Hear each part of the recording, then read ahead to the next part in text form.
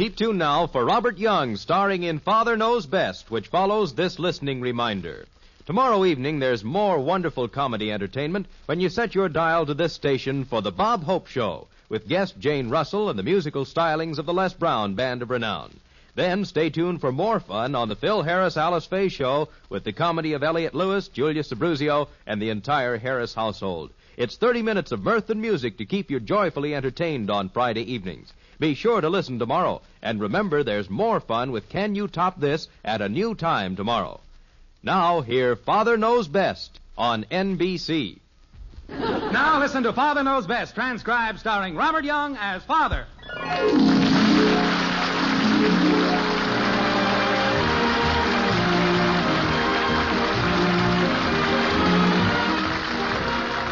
Welcome to Springfield and another half-hour visit with the folks in the White Frame House on Maple Street. Sit back and enjoy life with the Andersons. Kathy, Bud, Betty, Margaret, and Jim, as the head of this typical American household, again sets out to prove that Father knows best.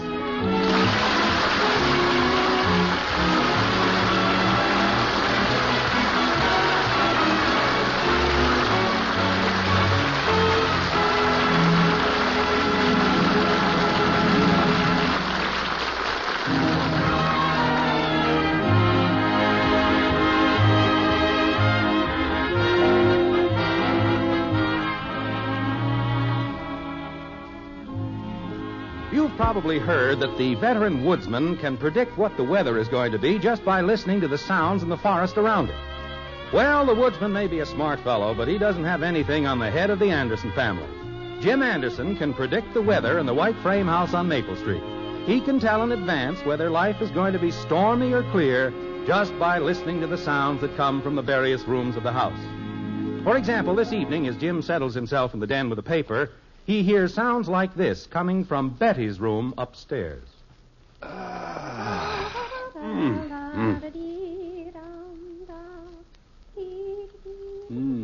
Fair and warmer. Hi, Dad. You home? No, Bud, I'm up panning gold on the Klondike. What's on your mind? Nothing. I just wondered if I could sit in here with you. Sure, pull up a chair. Hiding from somebody? Women. How come we got so many women in our house? I don't know, Bud. We're just lucky, I guess. Lucky? Ha! Well, just what is the feminine contingent doing that you find so repugnant? You know what repugnant means. Yeah, that means it drives you nuts. Well, roughly, yes. Oh, Betty's got a big crush on old Ralph again. She's mooning around like a sick calf. Well, I wouldn't let that upset you, son. She's at the romantic age right now, full of dreams. She's full of hot air, if you ask me. All she talks about is how simply too wonderful Ralph is. Ralph is, Ralph that. When is she going to get over that stuff, Dad? Oh, it won't be long, Bud. She's 18 now. She'll begin to act like a human being any day now. Gus Rudnick at school's got a sister 18, and she's grown up, married even. Well, it's true. Girls do get married at 18. Who gets married at 18? Oh, Bud and I were just talking about girls. Any girl in particular? Well, Bud was mentioning that the sister of some friend of his was 18 and that she was married. What are you going to do about Betty? What do you mean, do about her? How are you going to get some guy to marry her? Well, that's not exactly a problem right now. Why are you so concerned about it all of a sudden? I was just wondering, where are we going to find a guy stupid enough? Mother, do we have a picture frame? What kind of a picture frame? Well, Ralph had some new pictures taken. He gave me the best one. Look, isn't he the handsomest thing you ever saw? That's a good picture of Ralph. He's changed since I last saw him. Looks fairly intelligent. Trick photography. Mother, will you do something about this boy child? Don't bother. I'm going outside. Father, did I tell you about Ralph? Well, I'm sitting here looking at his picture. Is there more to tell? We have plans. Oh? We talked for simply hours and hours last night. About what? The future. Ralph's going into business for himself. Business? He's an interior decorator now. Oh, just like that, he's an interior decorator. No, Father. Ralph's been studying art and all that for years. Now he's made up his mind what he wants to do, and he's doing it. Well, good. Isn't it customary for a person to, work for someone else for a while to learn the business? Interior decorating is a rather specialized field, I'd always thought. Oh, an ordinary person might do that, but not Ralph. He's simply bursting with ideas. He'll make a big success. I just know he will. He says he can't fail as long as I'm by his side. What are you going to do, hold the wallpaper?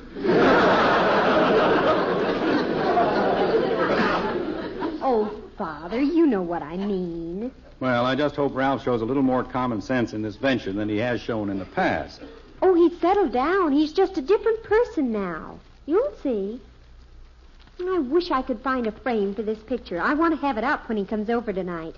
Why don't you look up in the attic? There might be some picture frames up there. Oh, let me use your pen, Father. Ralph wants this picture of me that you have on your desk. I want to write something on it for him. Now, wait, that's my picture. You gave it to me. Well, I'll give you another one. Now, let's see. What shall I say on it? How about stolen from Jim Anderson? Betty, what's all this sudden flurry of interest in Ralph? It's not a sudden flurry, Mother. We've been going together for almost 5 years. Let me see now. Oh, I know what I'll say. To the man in my life, yours forever. Oh, brother. Steady, dear. Why, didn't you put on it something like, good luck in your interior decorating business? Oh, Father, don't you know anything about love and romance? Besides, we know we're going to succeed. There's no question about it. I'll look in the attic for that picture frame, Mother. What's this we business? I don't know, dear. Jim, what do you think about Betty and Ralph? Oh, it's nothing, I'm sure. They're just kids. Kids? How old were we when you asked my father if we could get married? We were a lot older than Betty and Ralph, I can tell you that. I was 1 year older than Betty, and you weren't much older than Ralph. Oh, honey, don't be ridiculous. When we were married, we were grown up. I remember. Oh? Certainly. We were a couple of sensible, mature young people. We knew what we were doing. That's not what my father thought. Your father was a very stubborn man. Do you remember what he did the night you first hinted about our getting married? Yeah. Threatened to call the police, didn't he? Not quite. He just ordered you out of the house. He was a stubborn man. I found a frame. How does Ralph look now? Doesn't look any smarter than he ever did. Father. Well, he doesn't. That's for me. How do you know? Well, it just is. There are other people in this house who get phone calls, you know. Hello? Yes, she's here. I told you it was for me. I'll take it in the breakfast room. Ralph? Betty'll be on in a minute. I swear we need 2 telephone lines into this house. One for Betty and Ralph and one for the common people. Do you remember what my father used to say when you'd phone my house? I was never at your house when I phoned you. He used to yell out, Margaret, it's old nuisance again. I don't know why your father disliked me. I don't think he disliked you, dear. He just didn't trust you. When I think of the way we had to plot and scheme and connive to make him give his consent to our marriage, it's a wonder we went through with it. You were a stubborn man, dear. Well, after he ordered me out of the house that night, we knew he'd never say yes if I came right out bluntly and asked him if I could marry you. That's when you really put your mind to work. We really ganged up on the old boy, didn't we? As I recall, it was your idea to make him think we were going to elope if he didn't give his consent. Yeah, I guess that was my idea. Remember all the trouble I went to, finding a long ladder in our garage? And then very obviously hiding it in the bushes outside your window, making sure that your father saw you do it. He couldn't figure out at first what we were up to. I think he first got the idea we were going to elope when you made such a big point of looking for a suitcase. Yes, that did it. Then I started gathering my clothes together and trying to scrape up some money. Well, knowing my financial situation at the time, this must have convinced him you were going to marry me. Oh, how lucky can a girl be? Just how lucky? What do you mean? Ralph, there is undoubtedly the most wonderful, the most brilliant, the most thoughtful, the kindest, cleverest, most adorable man in the world. Outside of that, there's very little to recommend him. Oh, he has everything to recommend him. Positively everything. He's going to be a great man someday, Father. You'll see. I doubt if I'll be around that long. Now, dear. Well, I know a little about people. I've lived a number of years. It's part of my business to be able to judge people. And take my word for it, Ralph's chances of being a great man are about the same as those of a Shetland pony running in a Kentucky Derby. Father, how can you say that? You don't know anything about Ralph. I know this much about him. He'll be the luckiest man in the world if he manages to reach the position of being a likable failure. Oh, Jim, that's not fair. Not fair? I suppose it's fair for that calf-eyed would-be interior decorator to hang around Betty year in and year out. Hypnotize her with that slick talk of his. Hypnotize? Father, you must be out of your mind. Ralph is a simple, honest, straightforward young man. Simple, yes. Honest, I'm not at all sure. Look at that car he drives. No civilized person would be caught dead in that contraption. Dear, the fact that he drives an older model car doesn't reflect on his honesty. At least he's not squandering his money on a car he can't afford. What money? To my knowledge, he has never had a nickel of his own. That car was probably given to him by one of his enemies. Of which I'm sure he has many. Oh, Father, you're the most... Oh, really? Dear, why did you do that? Why did I do what? Betty's very fond of Ralph, and he's a nice boy. I don't trust him, Margaret. I never have, and I never will. But she's been going with him for years. You've never made any point of it before. Well, she's never seemed quite so interested in him before. The trouble with you, honey, is that you're just like Betty. You have no judgment whatsoever about people. You'd put your faith in any bum that comes along.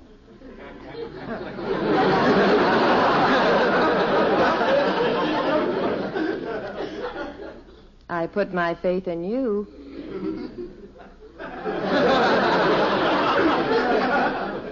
That was entirely different.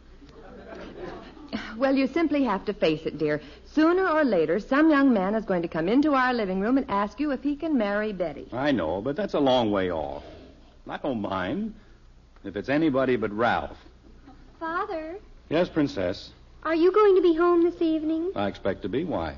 Ralph is coming over. What for? He wants to ask you a very important question. Well, I'm not interested in... Oh, my gosh.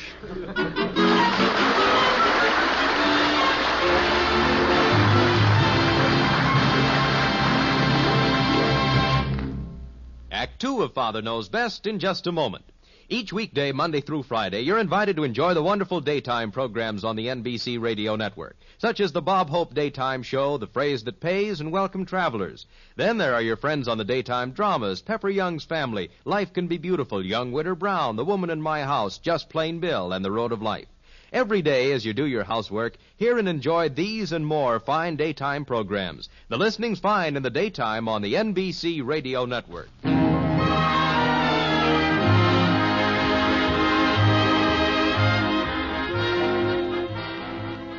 Well, there is no joy in the white frame house on Maple Street this evening. At least there's no joy for the head of the Anderson family. Tonight he faces the prospect of a meeting with Betty's boyfriend, Ralph, who is coming over to ask Jim a very important question. How does Jim feel about Ralph? Just about the way Margaret's father felt about him in their courting days.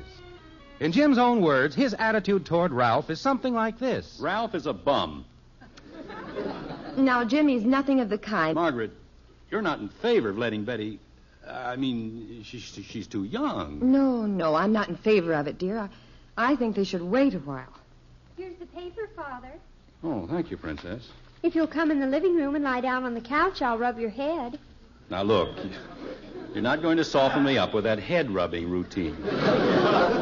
Soften you up for what? You know very well what I'm talking about. You're not going to wheedle me into saying yes to Ralph, no matter what you do. Oh, Father, please, at least listen to him. Be fair about it. Oh, I will. I'll be absolutely fair. But there's only one answer.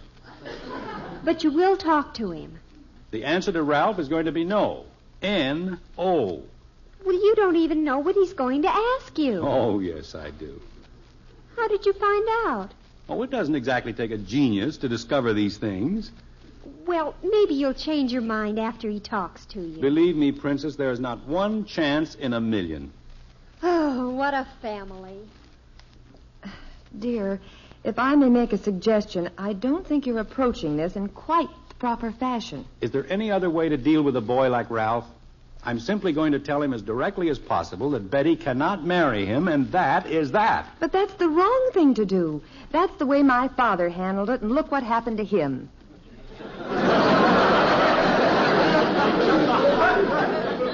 Your father didn't reason. He was just stubborn. And what are you being? I'm being logical.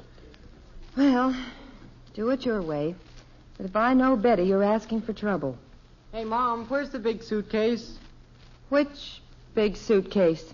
Oh, I don't know. Betty just told me to come down and ask you and Dad where the big suitcase is. What's she doing with a suitcase? Hey, Tallulah, what are you going to do with a suitcase? Never mind, just bring it up. Oh, no, she wouldn't. Wouldn't what? But, tell her we don't know where the suitcase is. Hey, Betty! It's all right, I found it. Where's she going, Mom? I don't know, Bud. She's not going anywhere. This is just a part of the act, Margaret. She's heard you tell that story about your father, and she thinks she can work it on us. What story? Funny thing, dear. My father said almost the same thing. I don't know what's going on in this house. The idea, Betty trying to make us think she'll elope if I don't say yes to Ralph. Where would they elope to? I don't really know. With that car of Ralph's, they couldn't get to the city limits. There are other cars, you know. Margaret, whose side are you on? If you want Betty to marry that goof, all right. I didn't say that. I merely suggested that you might take a little more diplomatic approach. A man doesn't raise a daughter just to see her go prancing off with the first Tom, Dick, or Harry that comes along. I'd like to know who that Ralph thinks he is. Brash kid. Oh, me, oh, me, oh, my. Where have I heard that song before? I can close my eyes and hear my father... Margaret, I wish you wouldn't keep bringing your father into this. There is not the slightest similarity in the two situations. Daddy, What is it, kitten? can I have my next week's allowance? What for? Betty wants to borrow it. Betty? It's all right. She can get it back from Ralph. That's what she said, anyway. Tum-tum-ta-dum. Margaret. Kitten, it's a bad policy to lend money.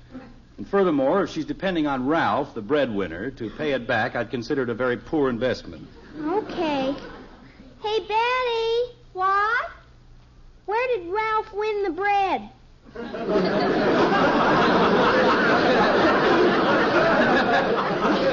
I don't know what you're talking about. I can't lend you the money. All right, all right.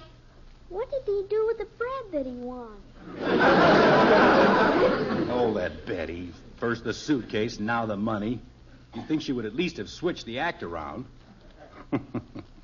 She must think we're awfully dumb. I just had a rather horrible thought, dear. Hmm? I'm quite sure we never told the children that story about my father. Oh, you must have. Where'd Betty get the idea? Jim, how do you know it's an idea? Maybe they're really planning to elope, if you won't consent. Oh, no, that's silly. You know Betty. Oh, no. Father, where's our long ladder? Ladder? What do you want that for? Nothing. I just want to know where it is. I may want to use it. It's in the garage, but... Thank you, Father. Now, what do you suppose is in that girl's mind? You know, my father wondered the same thing. Margaret, I just mentioned it. they wouldn't elope. Of course they wouldn't. They wouldn't dare. Do you think they would? It has been done. Well, confound it, I'm not going to give my consent to that fool Ralph. Why don't you just explain to him? Try to make friends with him. I don't want him for a friend. I'll bet you dollars to donuts he was the one who put Betty up to this idea of the ladder and all. What makes you think so? It's just the sneaky kind of a thing he would do. I wouldn't be surprised if he did. You gave the idea to me. That was different.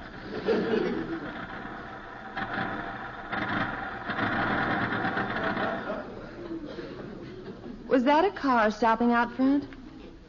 No, it was not a car. It was Ralph. And that perambulating collection of cans he calls a car. Look at him getting out, straightening his tie. Move over. Let me look. I always thought he was a nice-looking young man. Honey, you need glasses. I'd like to know if these kids are bluffing. I wouldn't count on it. Father, Ralph's here. I know, I heard him arrive. Now, please don't be obstinate, please. But, Princess, this is a big step. I know, Father. I just can't, Princess. We'll go ahead anyway, so you might just as well. Betty! Now, look, Princess. Oh, here he is, Father. You'll have to make your decision. Hi, Betty. Hello, Ralph. Come on in. Is your father home? He's right here in the den. Come on in. Hello, Ralph. Good evening, Mrs. Anderson. How are you, Mr. Anderson? Fine, just fine. Well, Ralph and Father have some things to talk about. Shall we go upstairs, Mother? Yes, I suppose. Maybe you can help me with the suitcase. It's nice to see you again, Mr. Anderson. It's been quite a while. Yes, it has, since yesterday. Would you care to sit down? Oh, thank you, sir. All your family well? Oh, yes, sir. They're all fine. Pretty busy. Yes, everyone's busy these days, I guess. Yeah. Seems like it, all right. How's school? Oh, busy at school, too. Especially now that I'm going into business on the side. Keeps me pretty busy. Interior decorating, I think Betty said. Yes, sir. Big future in it, I think. I've been studying about it.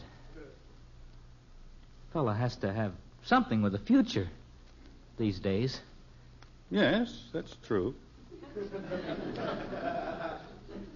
I have a lot of plans, Mr. Anderson. Betty and I have talked about it a lot lately. Yes.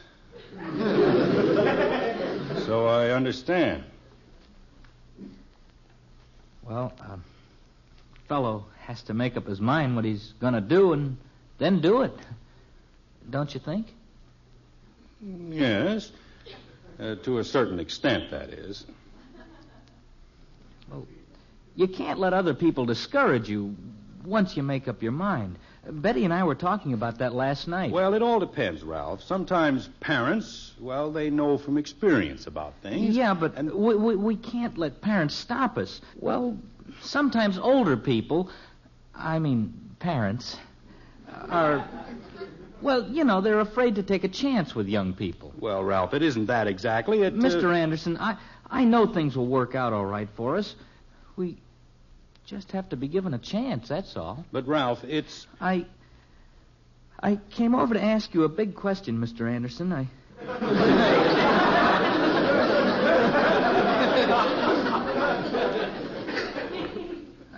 guess there's no use beating around the bush about it. No, I guess not. I've tried to think of all different kinds of ways to put the question to you, and none of them sound very good. Ralph, why don't you think about it for a while? Oh, no, sir. I'm going to do it right now. Of course, I'll have to tell you whether you say yes or no, Mr. Anderson. We're going ahead anyway. Now, look here, Ralph. We've got to. We can't let anything stand in the way now, so I'm going to ask you.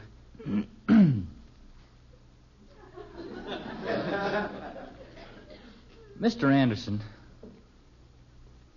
Yes? Will you invest $500 in my interior decorating business?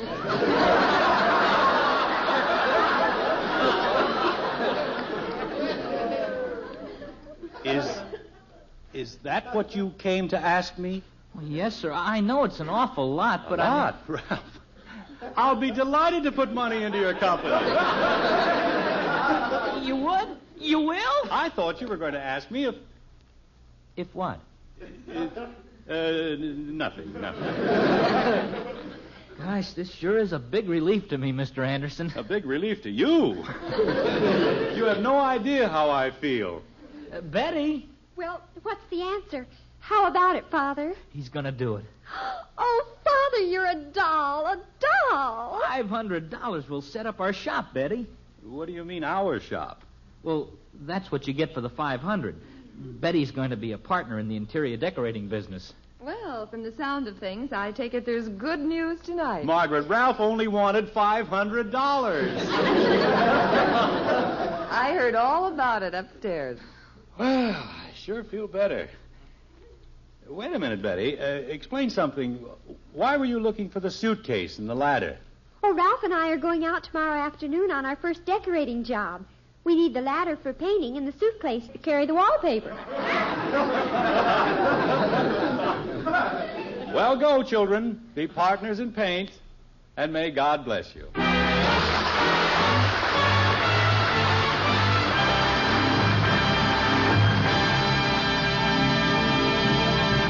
The Andersons will be back in just a moment.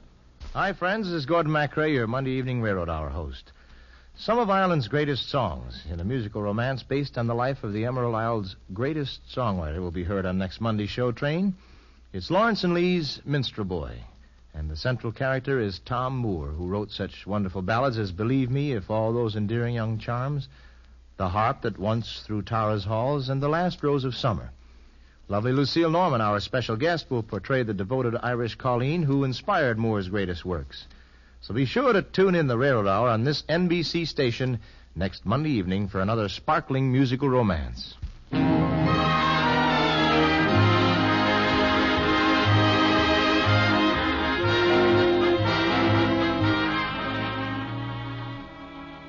Well, I don't know if Jim Anderson will ever completely recover from the rigors of the evening.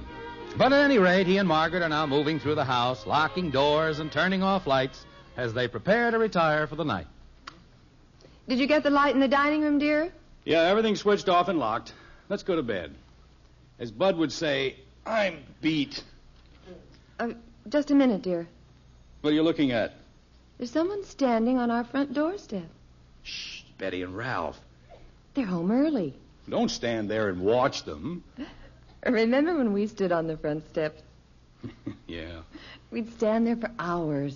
I was freezing every minute. Well, why didn't you tell me? I didn't want to change the subject. Well, let's go upstairs. You go ahead, honey. I'll be up in a second.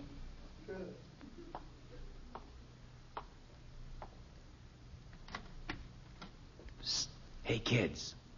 Why don't you come in the parlor?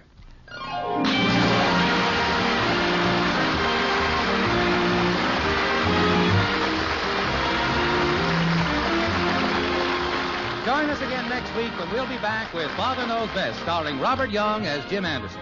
Father Knows Best is an NBC Radio Network production in cooperation with Cavalier Enterprises. In our cast were Rhoda Williams as Betty, Gene Vanderpyle, Ted Donaldson, Helen Strome, and Gil Stratton, Jr.